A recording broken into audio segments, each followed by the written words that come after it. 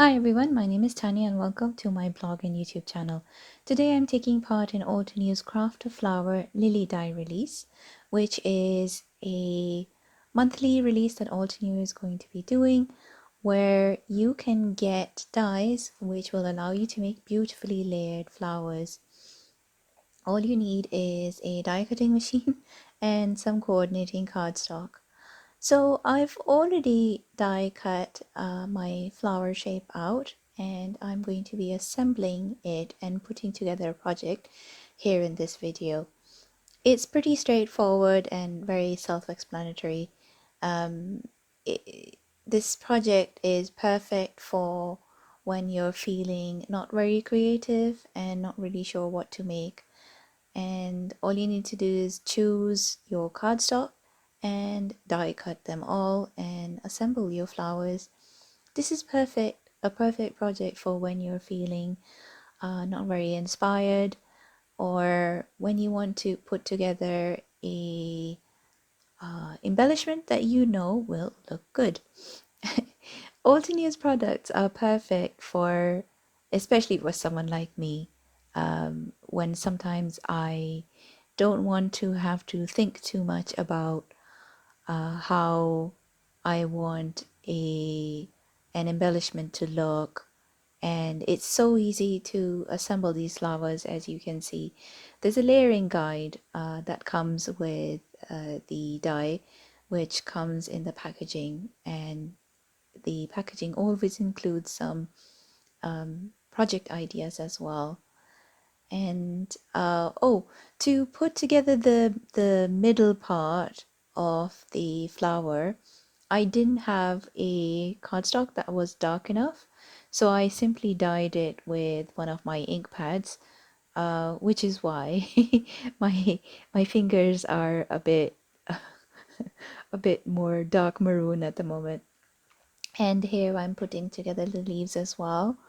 The dye set includes allows you to make a flower, and it allows you to make two leaf shapes as well, and you can get different looks depending on how you assemble the elements as well, which I'm going to show you next.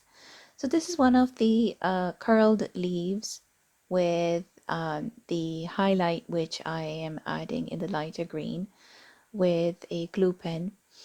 And what I can do is, because this is a die cut, I can simply flip it over, so I can create an identical but mirrored shape with this die cut. This is perfect for when you want to create a bunch of flowers or leaves, but you need to get different effects as well. And here I am showing you how I'm assembling the rest of them. I did a lot of die cutting, and sometimes just doing a lot of die cutting, I really find that very meditative, because it takes all the thinking out of the process, and all I need to do is I just need to die cut, and I find this a really relaxing process. So here I have got a sheet of 12 by 12, really thick 12 by 12 cardstock, and I have die cut some gold cardstock as well, with the words "Find Joy" using the fine alphabets die, which is by Altenew as well. And I'm using some matte medium to stick down my flowers. So I've got 6 flowers, 6 of those straight leaves and 12 of those curled leaves, because I wanted to arrange them around. So I created like a mandala like effect. So what my plan is, I'm going to put this in a box frame and put it right next to the door where I can see it every day. So I am arranging the flowers at 12 o'clock and then 6 o'clock first of all. This is what I like to do when I'm doing these kinds of geometric designs, is I like to have the elements that are like at 12 o'clock and 6 o'clock first of all, and then arrange. It makes it easier for me to arrange the rest of the elements around the page.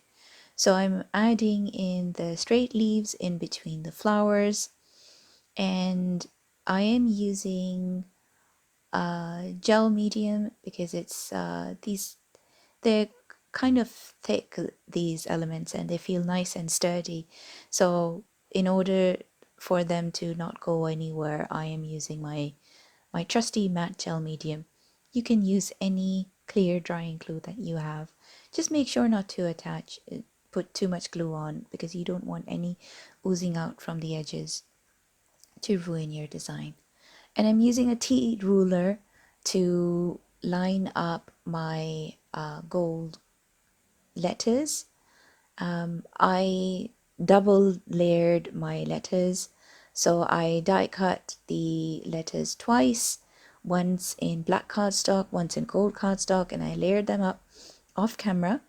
And I am using the T ruler to make sure that they are nice and straight on my page layout.